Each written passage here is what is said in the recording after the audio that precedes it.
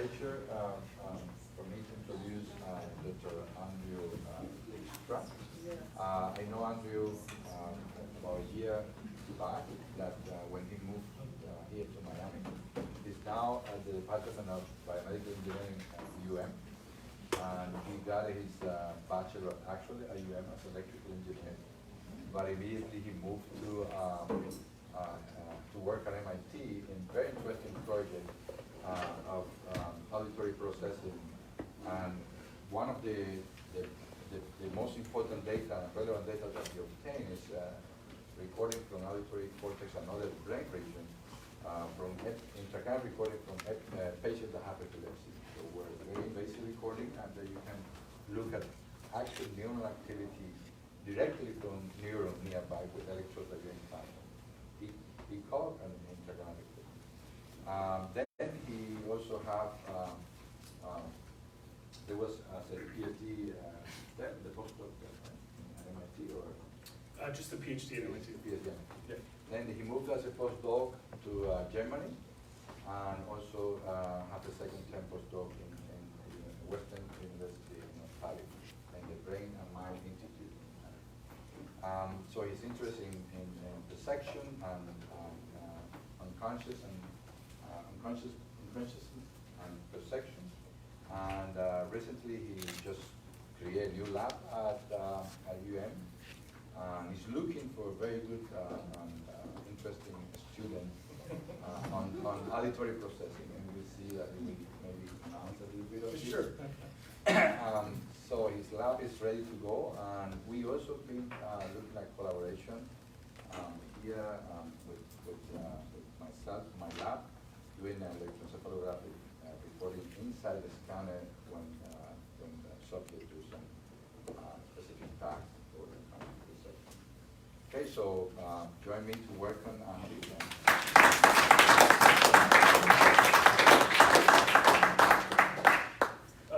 Thank you, everybody, for being here. Thank you, Jorge, for inviting me. It's a pleasure. Despite the fact that these institutions are really, really close to each other, often we don't travel between campuses. I think maybe that's because of the traffic in Miami, which I don't have to tell everybody here about. It wasn't so bad this morning, though, at least not for me. So I wanted to talk to you today about work that I've done since my time at MIT, but I won't necessarily go in chronological order. So the first thing that I'll tell you about is the work that I did in Heidelberg, Germany as a postdoc with magnetoencephalography and electroencephalography recordings.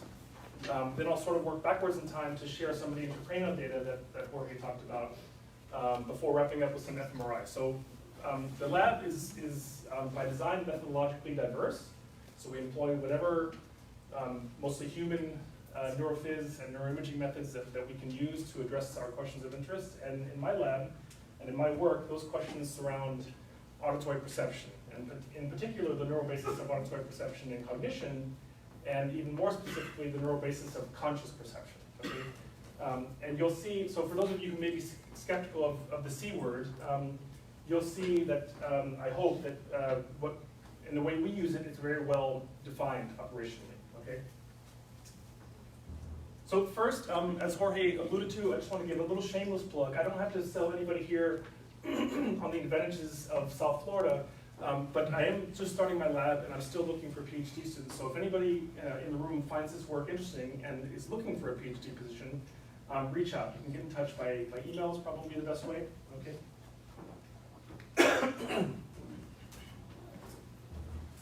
Okay, so just to give a little outline of the talk. I'm going to talk about something called the neural correlates of consciousness, or the NCCs for short. And then I'm going to talk about what's called the 3 NCC problem. The paradigm that I'll talk about the most is something called informational masking. Now these are jargon terms so far, but I will get to all these things in turn. Okay?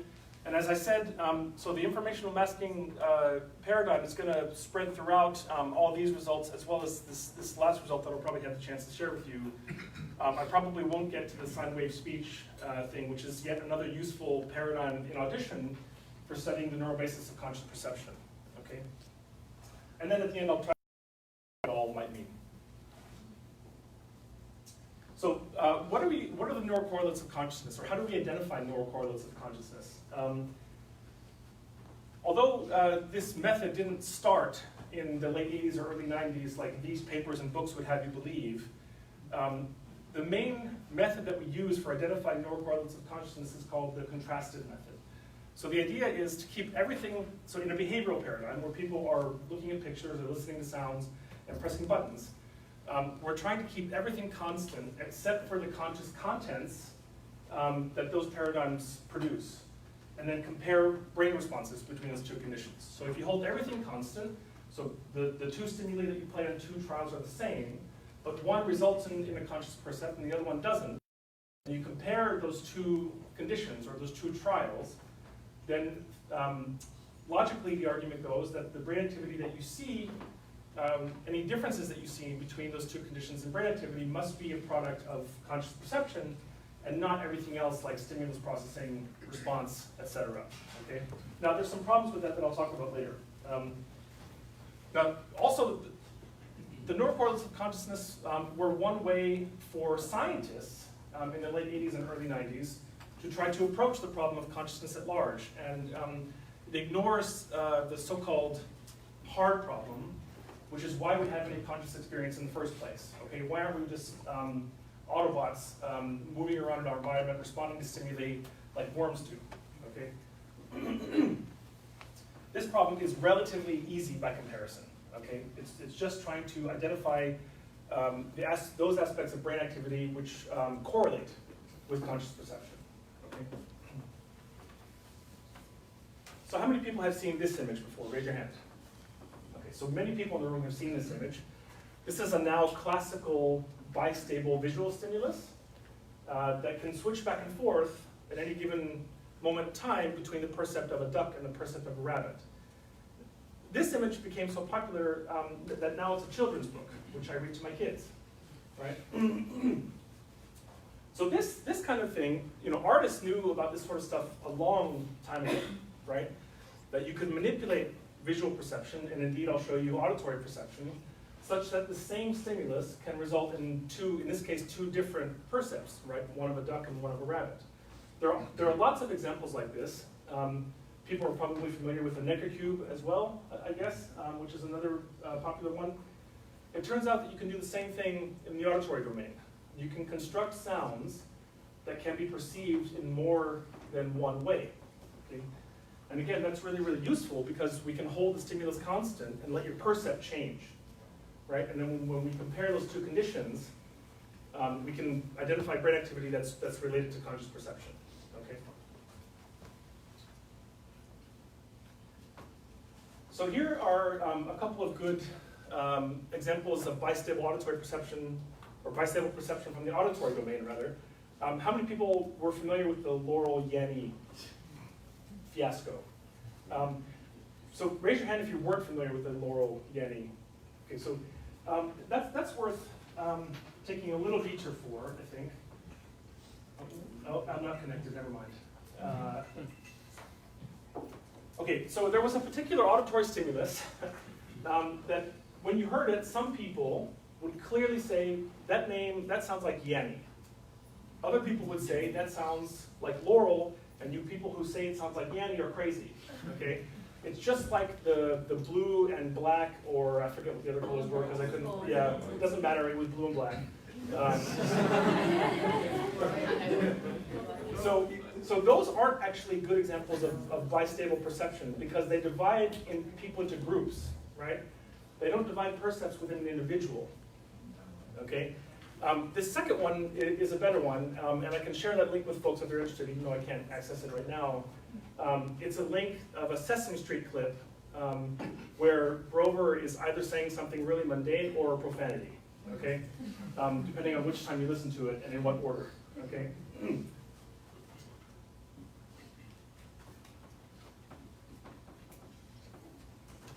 Okay. There are lots of theories of conscious perception that are out there. One that's really, really popular is called global workspace theory. And this was put forth by Bernard Bars, whose book cover I showed earlier, and Stan DeHaan, who's the one who made it neural in nature. So the basic premise behind global workspace theory is simple. It's that in order for some sensory stimulus to reach conscious perception, it has to be globally available to a whole host of multiple cognitive systems. Neurally, what that means is it has to access quote-unquote privileged regions of frontal-parietal cortex, okay? For those of you who may not be familiar with brain anatomy, this is the visual cortex back here with this red dot, okay? That's where visual information first reaches the cortex. These regions up here are frontal cortex and parietal cortex, and auditory cortex, where sound first reaches the brain, is here, okay? So the neural instantiation of global workspace theory basically says that in order for content to be conscious, it not only has to strongly activate visual cortex, but also has to pervade into these multimodal or supermodal brain regions of frontal and parietal cortex, okay? It's a relatively simple hypothesis, and turns out to be remarkably difficult to disprove. And it's probably the most pervasive theory of conscious perception, a neural theory of conscious perception that's out there. It has two physiological markers. One, as I said, is this frontal parietal activity. So what you're looking at here is the difference between a perithreshold sound when that sound was heard on the left and when that sound was not heard on the right. Okay, and what you can see is, despite the fact that both times, so whether the sound is heard or not heard, auditory cortex, which is this region, is activated, okay? But only in the case where the sound was heard do you get activity in this global workspace, or in these global workspace areas of frontal and parietal cortex, okay? The other marker that's more relevant for this talk is the so-called P3B potential, okay? The P3B potential is a late potential after the onset of a critical stimulus. It occurs typically between 300 and 600 milliseconds after the onset of that stimulus. And in this example, it only shows up when a visual stimulus that was presented was perceived by the subject.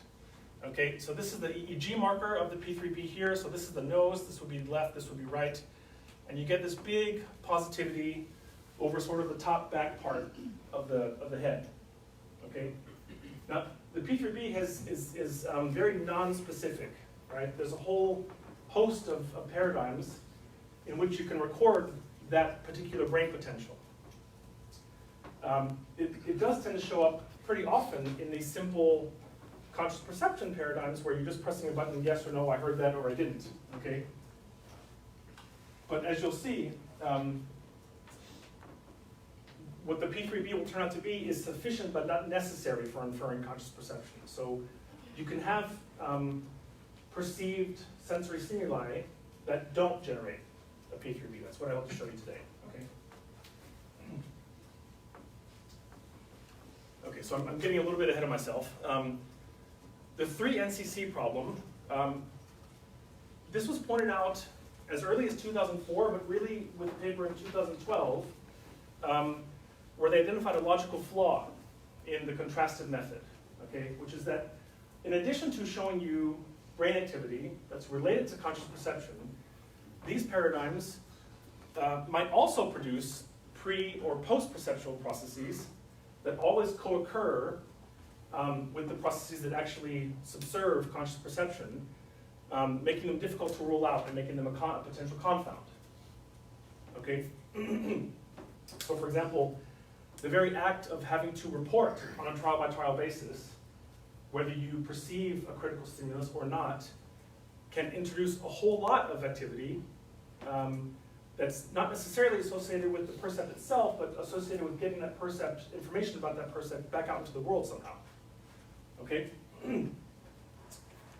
So a pre-perceptual process is something that you might think is necessary for conscious perception, but not sufficient. So, for example, if you, people who have an acoustic neuroma, whose auditory nerve can't transmit information from the ear to the brain, well, you probably need that for auditory perception, even though we don't think that that activity is related to the percept itself, okay? So is it possible to actually dissociate these quote-unquote true neural correlates of consciousness from pre- and post-perceptual processes? That's the question that I was interested in tackling with the data that I'll show you today, okay? to do that, I'm going to make use of an auditory phenomenon called informational masking. So I should say, if anybody has any clarifying questions, don't hesitate to ask me something if you're not understanding. If you have sort of larger interpretational questions, do me a favor, wait till the end. But anything clarifying, go ahead and stop me, okay? Informational masking is defined as perceptual masking that cannot be accounted for at the level of the auditory periphery, okay? So a visual analog to that might be, if I put my hand in front of my face, right, you can't see my eyes. That would be energetic masking. So I'm directly occluding my eyes when I put my hand in front of my face, okay? However, in a visual search paradigm, for example, okay, what you're typically trying to do is to identify a singleton target or a conjunctive target that is a little bit different from everything around it, but is not directly occluded, is not directly masked, okay? So the type of masking that you would encounter in that situation, we would call in the auditory world informational in nature, as opposed to energetic, okay? So it's things like inattention or distraction that would cause informational masking, okay? In the auditory domain, what it results from are things like target uncertainty. So if you don't know precisely in advance of the stimulus being played what you're looking for or what you're listening for, that can cause informational masking. If the acoustic target is similar perceptually to the masker, right, but not directly masked, you can get informational masking. And what I said before already, something like inattention. So if you're not paying attention in the right region of auditory space or in the right region of auditory pitch, then you can miss the target, even if it's really salient, okay? So it turns out that in the classic cocktail party problem, where you're in a crowded restaurant or a crowded bar, and you're trying to have a conversation with the person across from you, and there's lots of other talkers in the room, there is quite a bit of energetic masking in that situation, no doubt, but much of the masking that occurs there is also informational. And that component is not as well understood, okay? My hypothesis is that that component is probably what you tend to lose earlier in life. So even people in their mid-30s, early 40s can start to experience difficulty in these sorts of noisy situations, okay? Even if they don't demonstrate any clinically defined hearing loss if they go see an audiologist.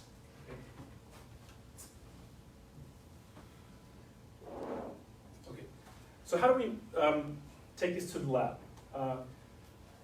This is a paradigm called the multitone masker.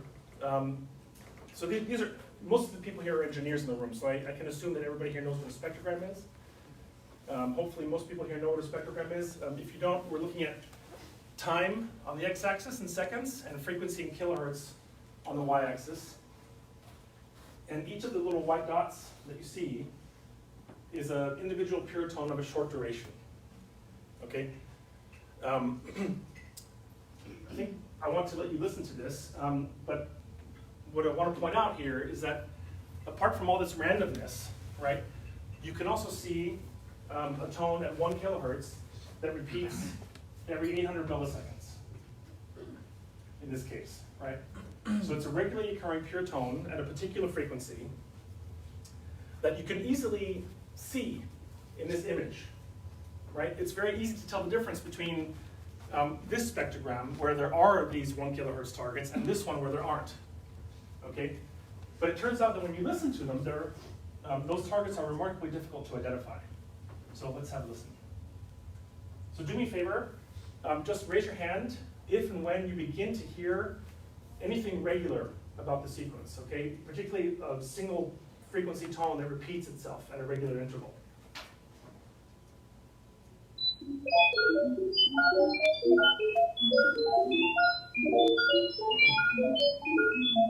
Okay, so a few. How many people think it sounds like R2-D2 or otherwise random? Yeah, most people I think would say that at this moment, okay? So if you listen to the target by itself,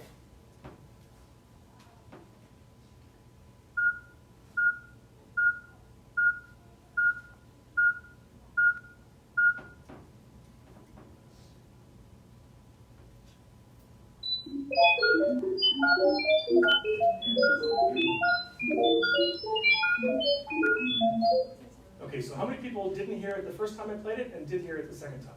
Right. So I'm directly cueing you, right, which is not typically what we do in the experiments. So it's a little bit unfair in that sense, okay? You'll have to trust me that the first time I played the mixture and the second time I played the mixture, they were the same. I didn't insert the target the second time I played it, okay? It was there both times. It's just because you didn't know exactly what you were listening for, and because of the presence of all the confusing master tones, the target is difficult to identify, okay? But what's important... Can I ask a clarification question? Sure. Do you need this band, like empty band around the target frequency to get the effect? So that's a good point, and the first thing that I wanted to say on the next slide. So great segue question. Yes, we're actually not sure if we need this so-called protected region, but the reason we put it is to mitigate energetic masking, right? So if you were to put tones right around the target tones in frequency, you can directly suppress their perception energetically, right? You'll get direct overlap even at the cochlea. Yeah, that would probably depend on the just noticeable differences for that Yes. specific sound. And I think it's a really good behavioral experiment to try, just to decrease that protected region and see if we can still get perception of these targets. I suspect it would still be possible because I think regularity is a strong cue, especially in audition, right?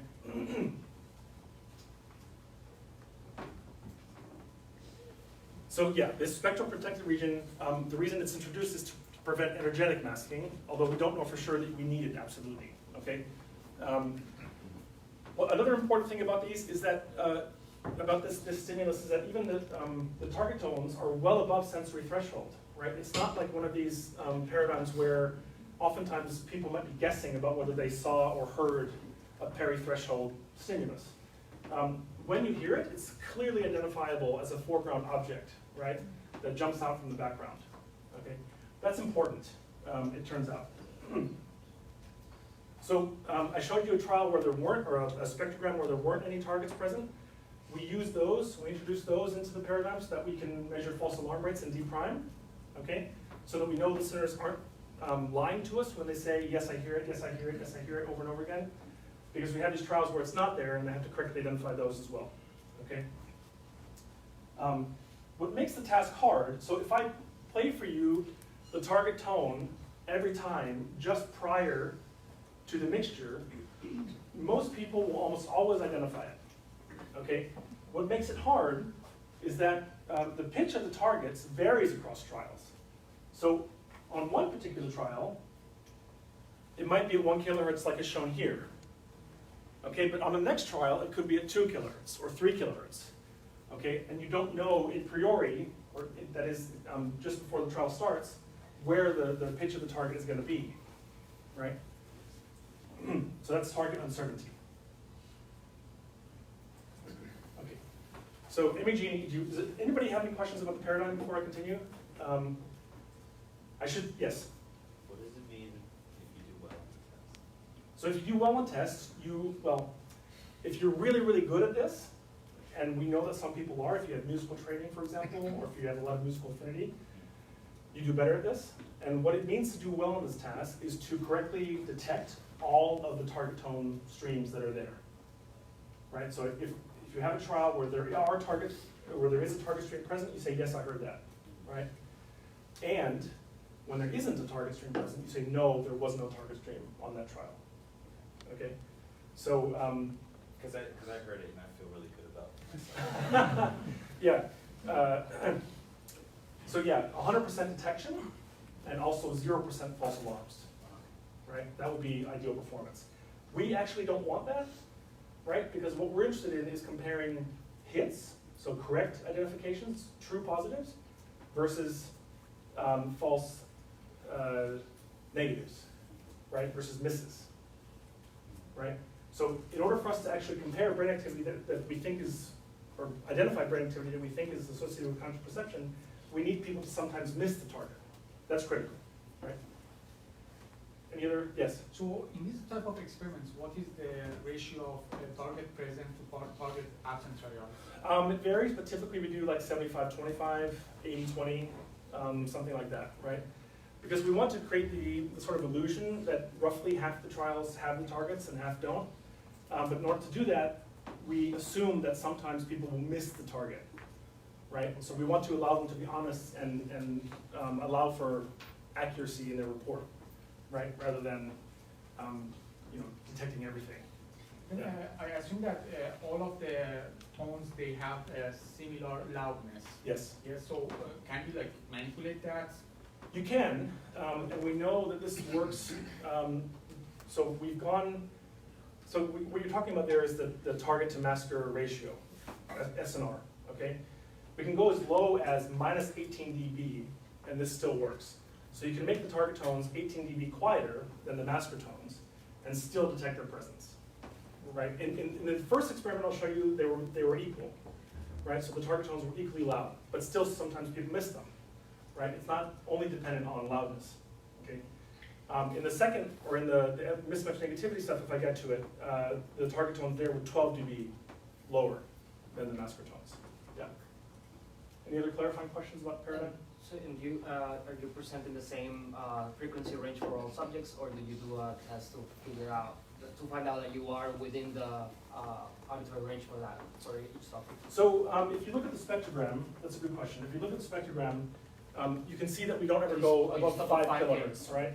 And the sort of range of maximal sensitivity for human hearing is between 1 and 3 kilohertz, or 1 and 4 kilohertz. Okay, so most of our targets are between 500 and 3,000 hertz. Okay, and we haven't played with this very much, but it turns out that you don't have to. Still, people can hear within that range pretty well. Okay, yes.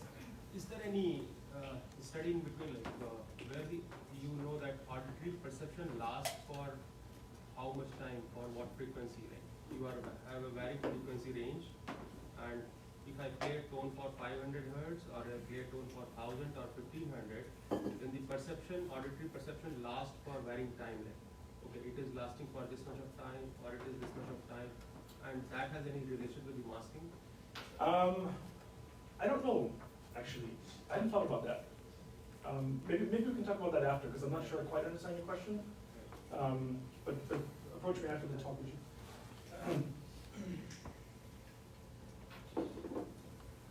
Okay, so we put people in the MEG system while they were doing a task like this. And we also recorded simultaneous EEG, right? And the reason we did that is so we wanted to have the best possible source localization we could, and the best way to do that is to get combined MEG and EEG. Are you laughing about the color scheme? No. Not the citation. Oh, yeah. I forgot to put that joke there, yeah. Okay, so the paradigm was in this first experiment was very, very similar to what I've already shown you. Okay, so I'm not going to go into too much detail. The only critical thing that I failed to mention so far is that what listeners are doing is listening to these things and pressing a button in real time. So while the sounds are happening, just like I had you raise your hand when you began to hear the target tone stream, listeners are pressing a button in the same way during the experiment, okay? So what that means is we're actually, so of course all the tones after they press the button are classified as detected or heard, right?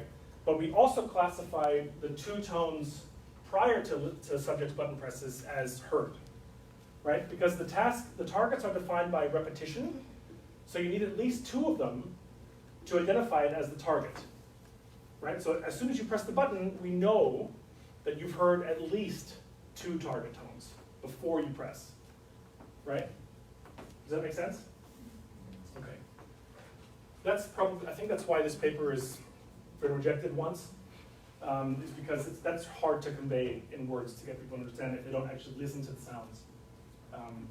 Yeah. So it turns out that most people can do this task surprisingly well. It's a hard task, I think. My wife can't do it for the life of her. She's a terrible, terrible pilot subject. So what you're looking at here is probability of both hits and false alarms as a function of tone position within the sequence. So it's a sort of warped unit of time. So each of these points here is 800 milliseconds, right? Because that's the repetition rate of the tones. And what you can see is that as the sequence goes on, listeners are more likely to hear the sequence. That makes sense. The more opportunities you give them, the more likely they are to hear it. But it also turns out that false alarm rate increases slightly across time. So the more time you give them, the more likely they are to press the button, okay? But there's a stronger, so false alarm rates remain low overall. They've never exceeded 10% on average, as opposed to hit rates, which plateaued at around 70% in this case, across 30 listeners. And for those of you who are psychophysics savvy, the corresponding D prime is here, okay? So it starts out rather low, but it plateaus above 2. Okay, so listeners are sensitive to these things. This is a little bit contrived because in order for listeners to actually get to the MEG-EEG experiment, they had to perform well enough to do so, right? So, you know, there are probably 5 or 6 out of the 30 listeners who we couldn't do this experiment with, and those data aren't included in these plots, right? So we know that there's a lot of variability across individuals in the ability to do this task, right? So, but for our purposes of identifying neural correlates, we can't take listeners to the MEG who just can't do it. It doesn't make any sense, right? Okay, so what you're looking at here is a metric of power in both the MEG and the EEG signals. Global field power, which is just a measure of the spatial variability of the MEG and EEG signals, okay? And I think, so the response for detected targets is shown in orange, and the response for undetected targets is shown in blue. And what you can see, I think rather obviously, is that there's a much bigger response when people heard the targets versus when they didn't hear them, right? And that's true for both MEG responses and EEG responses. So it's not that there's no response. That's important. I want to point out that this, you know, this little blue peak at 100 milliseconds post-stimulus here is for undetected targets. So it's not that there's no response for undetected targets. There is a response even at the level, this is coming from cortex, that response, right? So we know that even the target tones that don't reach perception reach auditory cortex, okay? So the distinction, or the bifurcation, if you will, that happens between perceived and not perceived tones happens somewhere at the level of the cortex, okay? Because the information gets all the way up there. Is this clear what I'm showing here? You know, what I've done is to collapse all of these target tones, right? Or classify them first into heard and unheard target tones. And I'm looking at the average response for all the heard target tones in orange and all the unheard target tones in blue, okay? So this is what the EEG topographies look like. So again, this would be the nose, this would be the back of the head, this would be left ear or right ear. And what you're looking at in the second 2 rows is the EEG response across time for undetected targets and for detected targets, okay? And what you can see, as I said earlier, that even undetected targets generate this stereotypically auditory response at around 126 milliseconds. That's larger, of course, for detected targets, but nonetheless present for undetected targets. 1 second. However, if you look at this later time window, this sort of second auditory-like peak, the response is really only there for detected targets, right? There's very little evidence of that response for undetected targets. Question? So, did you measure false alarms too? So false alarms are really, really difficult to measure neurophysiologically for a couple reasons. Number one, there's just not very many of them, right? And that was by design, right? We didn't want people to make a lot of false alarms. The second reason is that the time locking point isn't obvious for false alarms, right? So you could take the button press and sort of work backwards in time, but there's no, if there are no tones there to time lock to, at least you would have to, you know, do something clever to identify a false alarm response. Yeah, good question. Now, what I haven't talked about so far are these so-called virtual targets. So what we've done there is take the trials for which there were no target tones present and time lock to virtual time points. So time points at which targets would have occurred had they been present, right? So the time locking in that case is effectively random right? Because there are no target tones, and the only thing that are present are the master tones, right? Whose time and frequency onsets are random, okay? Especially with respect to the time walking points that we use for the trials where there were targets. So what we're trying to look at there is the potential contribution of all the master tones to the response, okay? You know, how do these master tones that occur randomly in time and frequency contribute or maybe corrupt the responses that we're looking at here? Okay, and you can see that the response is pretty flat, right? So the randomization, mostly in time, but also in frequency, is effective, yeah. Did you, I'm not sure if you talked about it, but did you also make them listen to something that didn't have a target, but you told them that it could have a target? And So all these trials were intermixed, right? Okay. So the trials that had targets were mixed in with the trials that didn't. So they didn't that's what know. the false alarm is. Exactly, yeah. Yeah. Question? No? Yes? No? Okay. Okay. So when you actually do the source analysis for these responses, it turns out that the activity comes from auditory cortex. Almost exclusively, it seems like, which we thought was rather strange. We expected to see a whole bunch of brain areas active, not only auditory cortex, but also these global workspace areas, for example, and frontal and parietal cortex. But in this case, we don't, okay? So what you're looking at in the top row, in each case, is for detected targets, and in the bottom row, for undetected targets, okay? So there's a response very clearly in auditory cortex, even for undetected targets, stronger on the right, but there's a much larger response for detected targets, still confined to auditory cortex. And even when we do the subtraction between detected and undetected target tones, still that activity is confined to auditory cortex, which we found surprising. Okay? Now, and even when we lowered the statistical threshold, so lowered the threshold for the color map, okay, we thought maybe the auditory response is just so strong that it's swamping anything we might see elsewhere. That turned out not to be the case. Of course, you get sort of more patchy or noisy looking images if you lower the color threshold, but still, very clearly the dominant response is coming from the auditory cortex in this case, okay? You have to do a physical task, which is press the button, right? Yes. So that it's still pretty low in the motor cortex. We'll get to that. show. Yeah, we'll get to that. It's right here, actually. Yeah. So, okay, what I've shown you so far is all the activity that's been collapsed across all detected targets and all undetected targets. But what happens right around the time that listeners are pressing the button? Okay. So again, because the task or the targets were defined by repetition, we know that 2 target tones prior to them pressing the button are classified, we classify as heard. Okay. So if they press the button between what we're calling the second detected target and the third detected target, okay, then we can work backwards in time. Okay, so if they press the button here, then this is the target just before the button press, 2 targets before the button press, 3 target tones before the button press, and 4.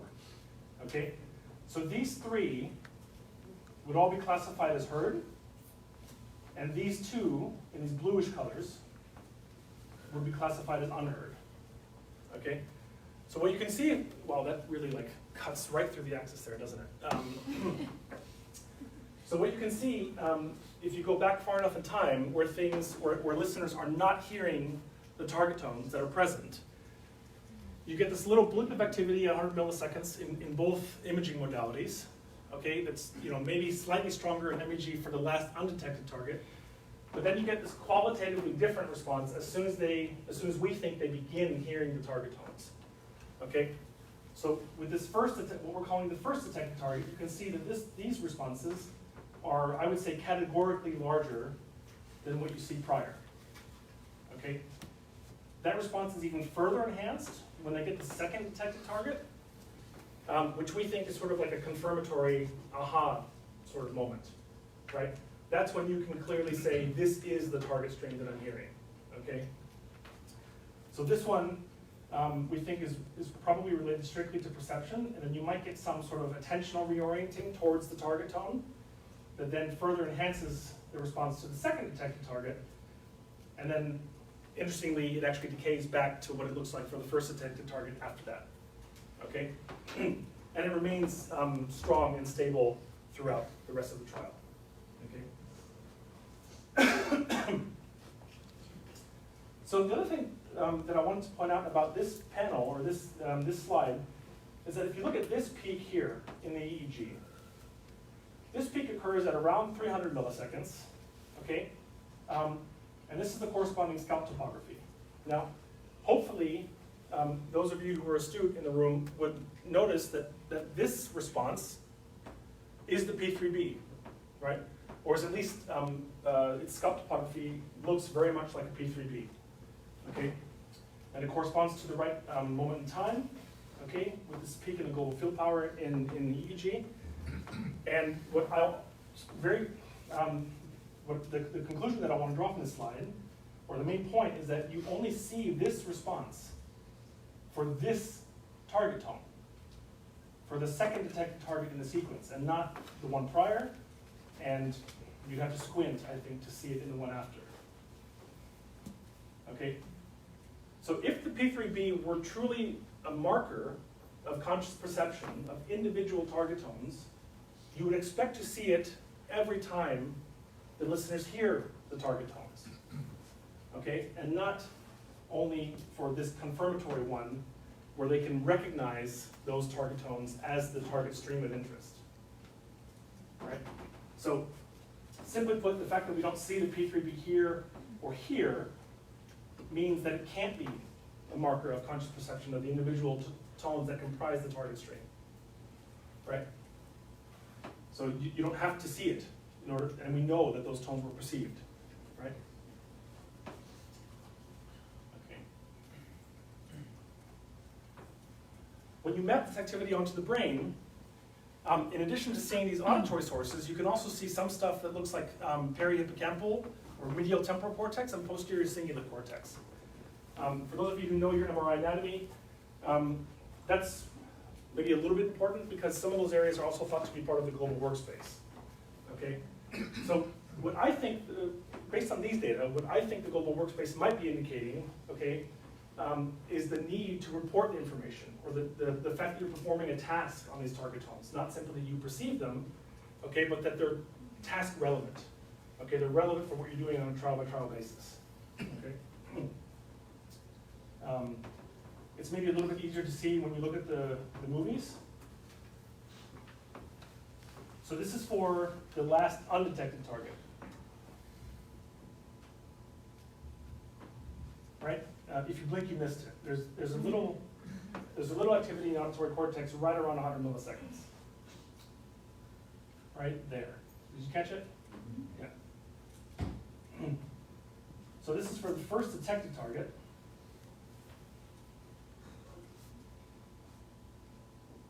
Okay, you see the response is much bigger and more persistent. Okay. Oh, I don't have the second detected target. That's even bigger, more persistent, encompasses more areas still. Okay. Okay. Questions about the imaging results? No. Okay. So why you didn't include the cerebellum in the source analysis? Why didn't? Sorry. The cerebellum. So, The cerebellum. You didn't include the cerebellum as part of the oh, the cerebellum. Because if this timing come in a periodic form, yeah. cerebellum will be involved in predicting. That's an interesting question that I hadn't thought about. Honestly, there's no reason why we cut off the cerebellum other than Free Surfer cuts it off. A lot of people actually complain about that, and friends of mine complain about that Free Surfer cuts off the cerebellum. So the question is, would it be exactly the same if the target tone is not periodic? behavioral performance or the source results? I would say the behavior performance, because it will allow you to have the paradigm, but the source the source estimate. Yeah. So again, I think after I hear the tone, after I perceive it, I can have an algorithm in my brain to predict the next exactly. Yeah. and just reinforce that. And for that, the cerebellum will. So that's yet another variation that I think would be really interesting to try in a behavioral experiment, to see to what extent you can manipulate the timing or jigger the timing of the target tones. But then before you that get would disruption of the. That would make the target tone sort of join the. So it might blend in with the masker, but this goes back to Fabian's question earlier about the protected region. Yeah. Right, so you still have this protected region, so maybe that's still a cue that would allow you to identify a non-temporally regular target, right? So I don't know the answers to this question, but that's quite interesting. I hadn't thought about cerebellum as well in this. Okay. We also were able to do this with patients undergoing intracranial EEG. How many people, raise your hand if you don't know what intracranial EEG is. Don't be shy.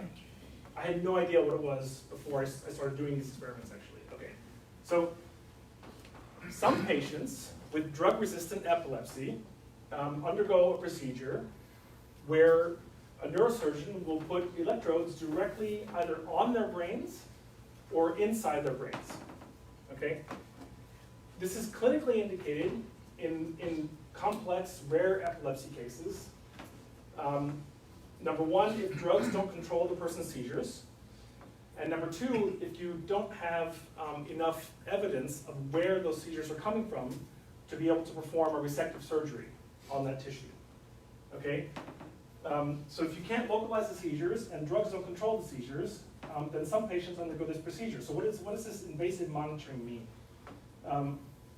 There are two kinds. The first I said is the one that go on top or on the surface of the brain. That's called electrocorticography, or ECOG, okay? And this was first performed, well, so ECOG, the meaning of the term ECOG has sort of morphed over the years. Originally, it meant exposing somebody's cortical surface, like you see here, okay? Well, this is actually what it means now. So what's happened here is somebody's had a craniotomy, part of their skull's been removed, okay? This is a patient with epilepsy, not somebody who normally would come into the lab, okay? So don't be scared of working with me and being a subject, okay? This is the dura that's been peeled back, right? And what you can see here is the temporal lobe, the frontal lobe, the parietal lobe, and the occipital lobe back here. This is a big craniotomy. They're not typically this large, okay? And then on the other side of the image, what you can see is the same person's brain now with a grid of an 8x8 grid of electrodes overlaid onto the cortical surface, okay? That's how we use the term ECOG now. But when Penfield and Jasper came up with it in the 1950s, it looked more like this. So you still have a craniotomy, but instead of just mapping electrophysiological activity with electrodes, you're actually using electrodes to stimulate certain parts of the cortex, okay?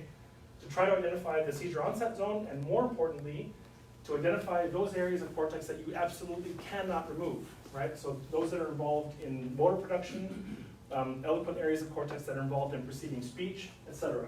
Okay? So this is where the first homunculus came from, right? This image is from Penfield and Rasmussen in 1950. This was the mapping of the sensory part of the body with this ECOG method, with this stimulation method, okay? So much of what we know about functional neuroanatomy actually came from these early experiments with epilepsy patients.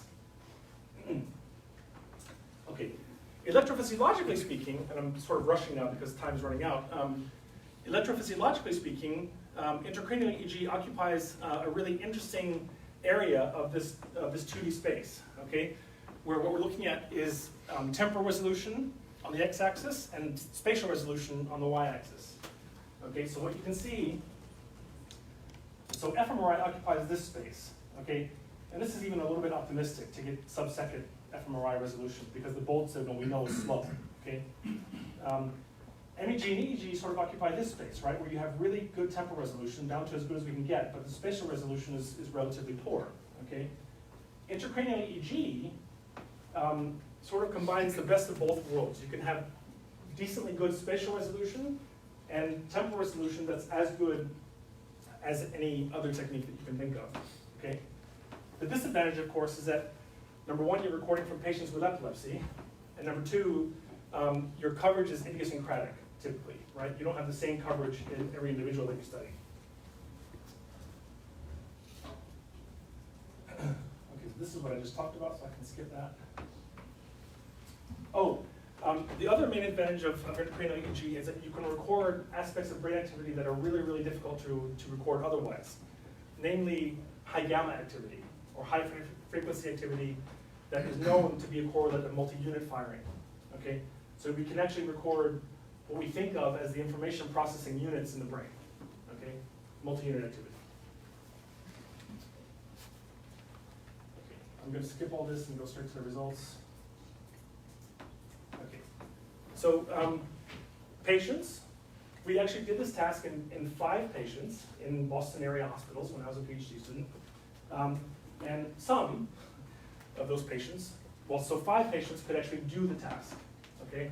Or sorry, we reported from 5, 3 could do the task. 1 of those 3 didn't have coverage in auditory cortex. The other another of those 3 fell asleep during the task. So I'm going to talk about a case study essentially here. It's an N of 1.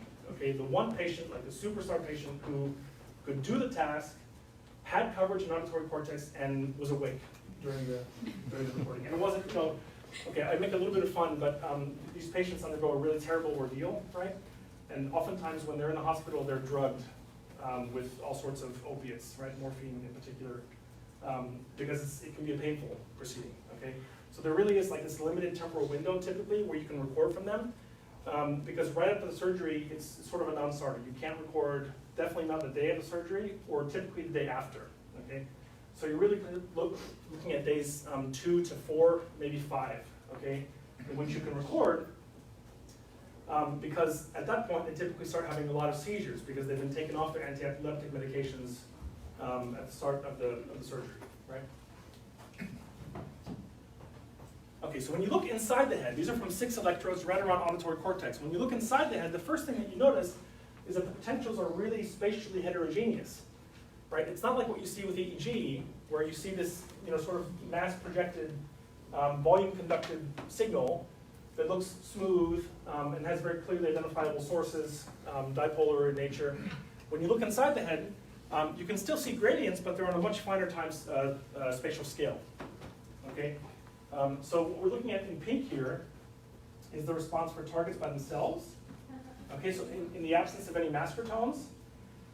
And what we're looking at in green here is the response to the masker alone, those virtual targets that I talked about before. Okay, so that response should be flat, and indeed it is. Okay, the comparison of interest is between detected targets and undetected targets. Again, in orange and blue here, right?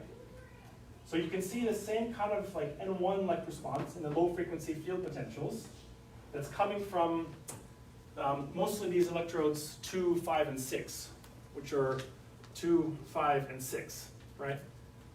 Right over the posterior lateral auditory cortex, where we would expect, okay? So if you look at the difference between detected and undetected targets in that time window, you can see that response that I just talked about, but also these 2 other areas that I don't really know what to make of, okay? That's that earlier time window. This response is for a later time window, okay? The P3B window, so that 300 to 600 millisecond range, and there we do see this activity in frontal cortex and temporal cortex, not so much parietal. Okay, that's my laptop, I think. And most interestingly, I think, for this N of 1, this case study, is this plot, okay?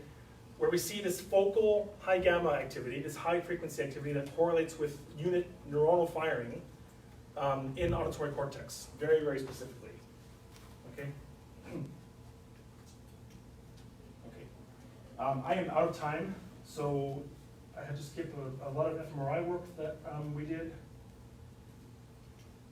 The thing that I want to leave you with is that these results simultaneously constrain and expand on what we consider neural correlates of consciousness. In this paradigm, in our hands, it seems like the neural correlates of consciousness are earlier and perhaps modality-specific activity in auditory domains. And these later responses, including the P3B, we think are post-perceptual in nature. With the caveat of the one intracranial case who showed that activity for detected targets in the same paradigm. The shortcoming there, or the shortcoming in that study, is that we didn't do the same dynamic analysis where we're looking at whether that response is specific to the second detected target or not, okay? So in my mind, taken together, these results argue against a global workspace interpretation and are instead consistent with a processing mode account in which awareness of a particular piece of perceptual content arises from a certain type of information or a certain mode of information processing in the brain areas that typically represent that content, okay? So it's more of a difference in kind of processing within an area as opposed to which area is active. That's what I would say, okay? So, thanks. I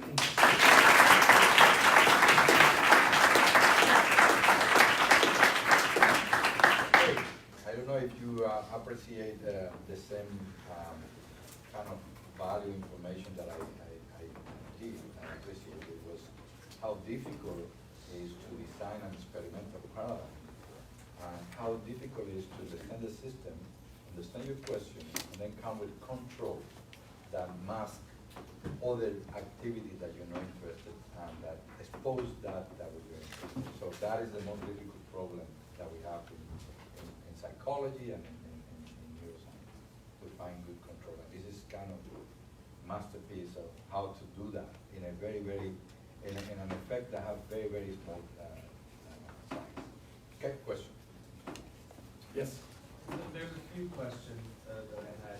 The first one, I don't know if you answered it, but did you change the spacing between the target tone throughout the different sets that you gave the patient? Because can timing cause attention cueing? So no and yes. So no, we didn't change the timing, and so yes, there was a temporal cue for sure. Right. Yeah, go ahead. And then the second question was, it seemed like one hemisphere had more activity than another hemisphere. Is that?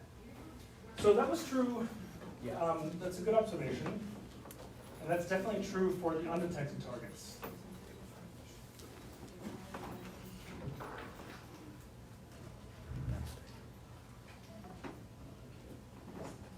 It's easiest to see here. Yeah. Right? Yeah, so you can see this like little tiny thing for the undetected targets in the left hemisphere, but it's certainly stronger on the right. What I didn't tell you about the paradigm is that it was actually dichotic. So there were different sounds coming from the left and right ears, okay? And we think that may be contributing to why we see this sort of right hemispheric dominance for the responses for the undetected targets. But we don't, the reason I didn't talk about it is because we don't have a good idea about why that might be the case. Like, we think it's something related to the paradigm we did, but to be more specific, it would be really hard. Yeah. One thing before we continue with the question, that would be lunch with the student at 12 in the BME seminar room. If you're an undergrad, a master's student, you're interested in this kind of research, you're invited to join this and, and talk to Dykstra the possibilities, okay? So do we know the mechanism of suppression with informational masking? Maybe it's better if I go to some data that I didn't show you to answer that question.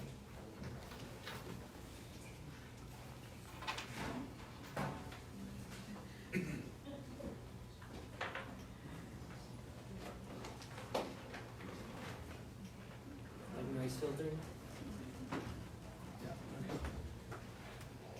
So these are actually polarized responses for a similar paradigm that we did, where the question of interest was, does the mismatch negativity require perceptual awareness of the standard stream in order to be generated? The short answer is yes.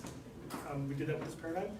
But so, okay, the mechanism of informational I can't talk about mechanism with these sort of methods, okay? But what I can say is that if you look, these are the blue traces are for undetected target tones occurring in the standard stream, and the orange are when those target tones were detected. Okay, so this again is evidence that the activity reaches all the way to the level of the cortex. Okay, this response is called the auditory P1, and it's a cortical response. It's one of the earliest cortical responses that you can measure in Audition. Okay. And this later response, this negative going response that occurs, after 75 milliseconds, so between 75 and 250 roughly, only is present for targets that were detected. So the only thing I can say about the mechanism is that temporally it's somewhere between those two, right? Yeah. Yes. Sorry, I have a lot of questions, but I want to. So I have a question about global workspace theory. Do you think that these theories that we have, we need to adjust them for auditory consciousness, because mostly they're based on visual consciousness, like recurrent model or heart model? Yeah. So I'm agnostic, I would say, about whether global workspace theory or any other theory of consciousness will hold across modalities. The only thing I would caution against is assuming that it will. Okay. You know, when I submit papers or when I give talks, some people, curmudgeons I would say, in the room would say, well, we know this from vision. I mean, that precludes doing the experiments in the first place. Like, we don't know that these things are going to be general across sensory modalities until we know, right? So I would just caution against being too visuocentric. So your result was against the predictions of Global workspace. Yeah. But how about recurrent model? So this is, I was talking to Jorge a little bit earlier about this. I would be really interested to sort of address some of these questions, from a more circuit level hypotheses. Because, you know, you could speculate that these responses are due to feedback responses or due to local recurrence. Okay, but we don't know that for sure. Okay, I think the only way we could address that is with combined EEG fMRI might be one way. In humans, ultra high field MRI to look at layer specific activity in humans to know, because we know something about laminar specificity of feedback versus feed-forward information, or in animal models, I think. But to get an animal model that can do this task would be a challenge. We tried to do it in macaques, and macaques just can't do it. So are there similar macaques and? Sorry, yeah, go ahead. So this specific P3 activity that you see that sort of dies down in the subsequent, presumably, you mentioned sort of two possible interpretations. One is sort of an aha moment that maybe reorients attention, and the other is sort of preparatory for action or something like that. Well, let me be a little bit clearer about that, if I wasn't before. I think the first response that we see for what we're calling the first detected target might be perceptual in nature and might also induce an attentional reorientation that enhances the response for the second detected target, where we see the P3. Right. Yeah. So then two questions on those sort of two hypotheses. Yeah. Do you know what you would expect if you had a task where attention was, overtly, allocated towards your stimulus? Would you see an enhancement similar to what you saw if you intentionally designed a task to promote attention towards the stimulus of interest? So that's interesting. We have not designed a single task to address that question. What I can say is that in the data that I showed you the most of,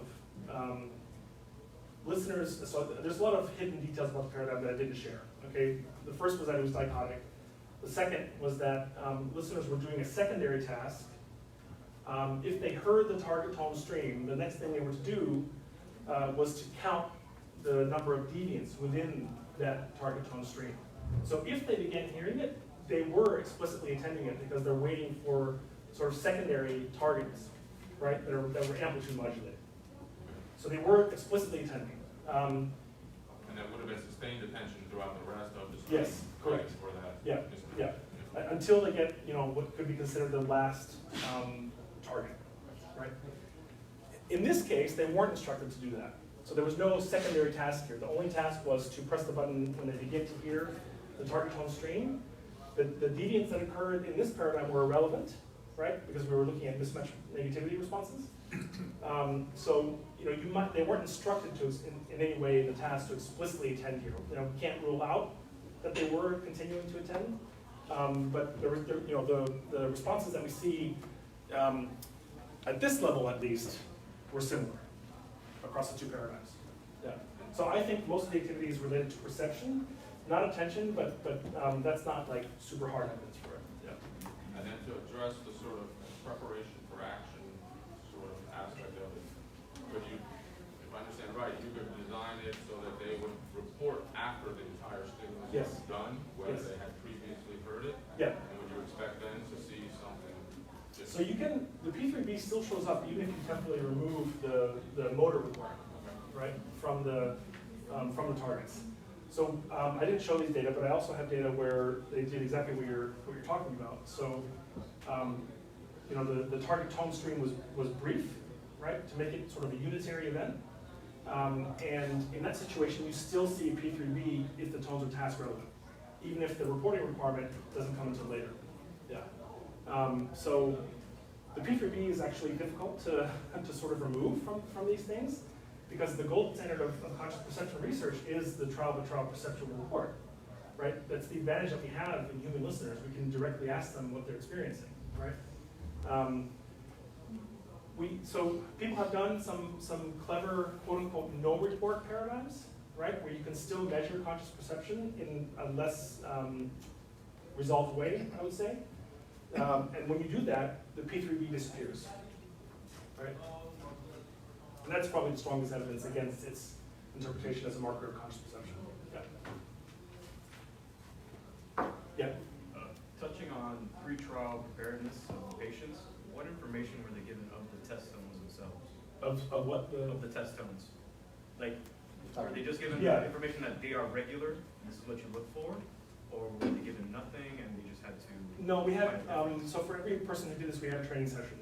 Okay. So they were exposed to what they were to identify during the task prior to actually going into the NE or FIS, even the patients in the hospitals.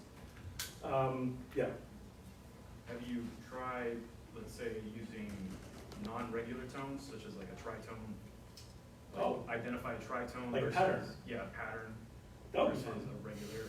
Yeah, I don't know what I expect from that, but that would be fun. I suspect people could do it still, right? Like any reason why tritone specifically? That's it's a really Dissonant. yeah, the dissonance is really identifiable. Yeah, sure. Yes. It's a clarification question. Did you say that the background information decreases after they start identifying the signal? What do you mean by background information? Yeah, the noise, the background noise signal. So that the signal itself remains the same, right? So after they identify the target, any differences in the sort of foreground, background nature of someone's percept is due to perception, not to the signal. So to their perception, like, because you're measuring, I guess you're measuring overall. So sorry, is that what's Jones' name who asked the question earlier? James. This is another, I just want to bring him into this loop because this is another way to address the attention bit. This is a rather complicated argument. I'll try to go through it quickly. That's a really, really good question. The short answer is no. After listeners began to detect the target tone stream, if their selective attention was directed toward that target tone stream, given what we know about like spotlight attention models, right, that the spotlight is unitary, in audition at least. In vision it can be split, we know that, but in audition we still think it's a unitary spotlight model. That's the best version of the spotlight model we have for audition.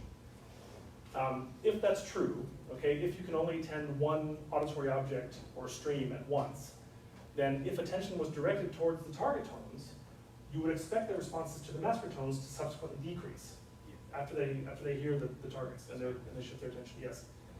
That's a long-winded way of repeating your question. No, thank you. Yeah. So it turns out that these are responses to the master tones. Okay. It turns out that those responses do decrease as a function of time since the trial onset, but it's unrelated to perception. So whether or not the target tones were present, and whether or not they heard those target tones, you see the same effect on the master tones. So it's really, the master tones decrease in their response as a function of time, irrespective of whatever else happens, right? If attention was really, really strongly directed towards the target tones, you would expect to see a stronger decrease for those trials in which the target tones were present, and heard, right? The last thing was, so then, is there a spot on after you turn off the music, is there one more spot that's like, oh, there's nothing? I haven't analyzed that. Yeah. Yes. This was the question which I was asking. If the response is there and if the response is high, then the time in which it decreases, does it vary as per the frequency? I don't know that, we haven't looked for that specifically, which I think we would have to do in order to identify it. What I can say is qualitatively, when we look at the responses to target tones across different target tone frequencies, they look similar. They look qualitatively similar. But we haven't explicitly addressed that question, so I can't say yes or no for sure. Yeah. Okay, thanks everyone.